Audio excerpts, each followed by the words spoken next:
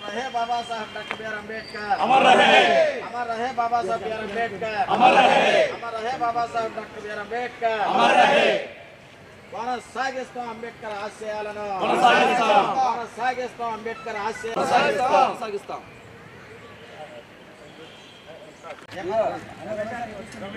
Side కుండి ఈ పక్కకుండా పొచ్చుకో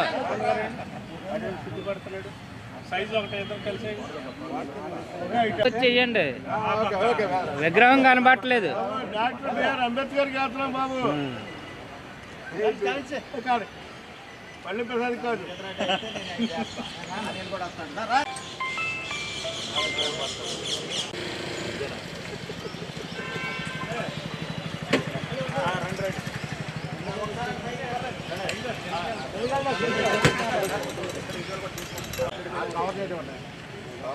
जोहार डॉक्टर बी आर अम्बेडकर, जोहार डॉक्टर बी आर अम्बेडकर, వర్ధిల్లాలి అంబేద్కర్ ఆలోచన విధానం, వర్ధిల్లాలి అంబేద్కర్ ఆలోచన విధానం, కొనసాగిస్తాం కొనసాగిస్తాం అంబేద్కర్ ఆలోచన.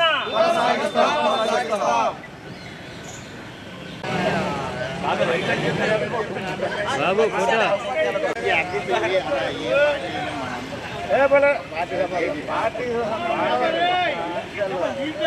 బాబు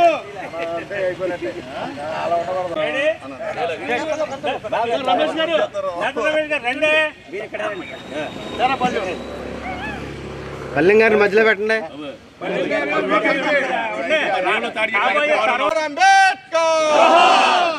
డాక్టర్ బిఆర్ అంబేద్కర్ కొనసాగిస్తాం అంబేద్కర్ ఆలోచన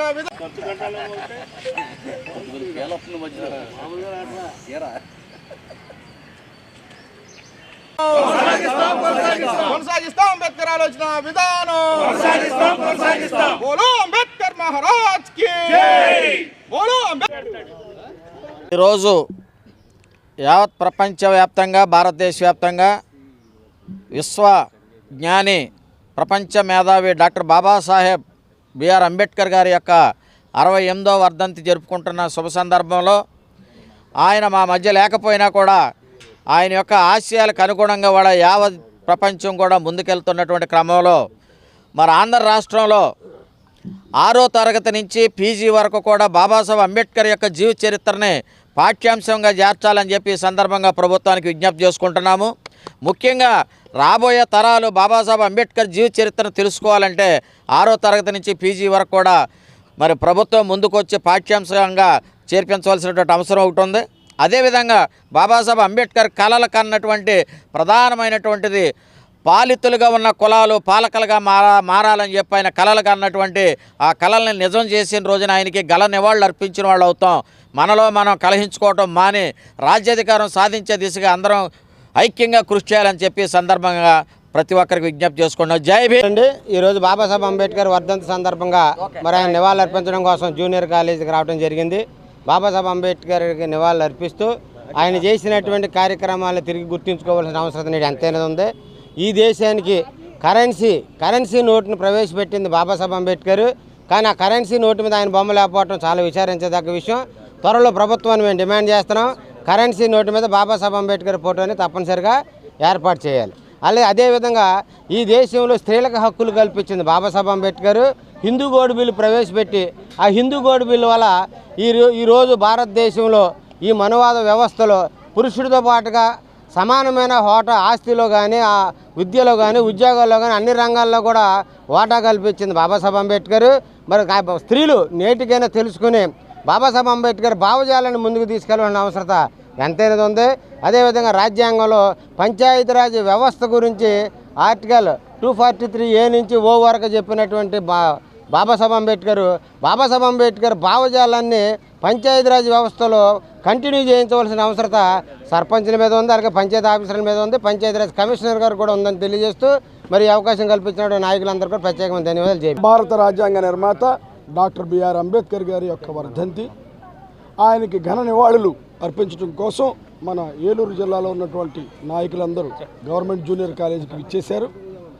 ఆ నివాళులు భాగంగా ఈ దేశం ఐక్యంగా ఉందంటే, ఈ దేశం అఖండ భారతంగా ఉందంటే కేవలం అంబేద్కర్ గారు పెట్టినటువంటి భిక్ష మాత్రమేనని మనం చెప్పాలి. ఎందుకంటే భారత రాజ్యాంగాన్ని గనక ఈ దేశానికి ఇవ్వకపోతే ఈ దేశం ఎప్పుడో ముక్కలైపోయి ఉండేది.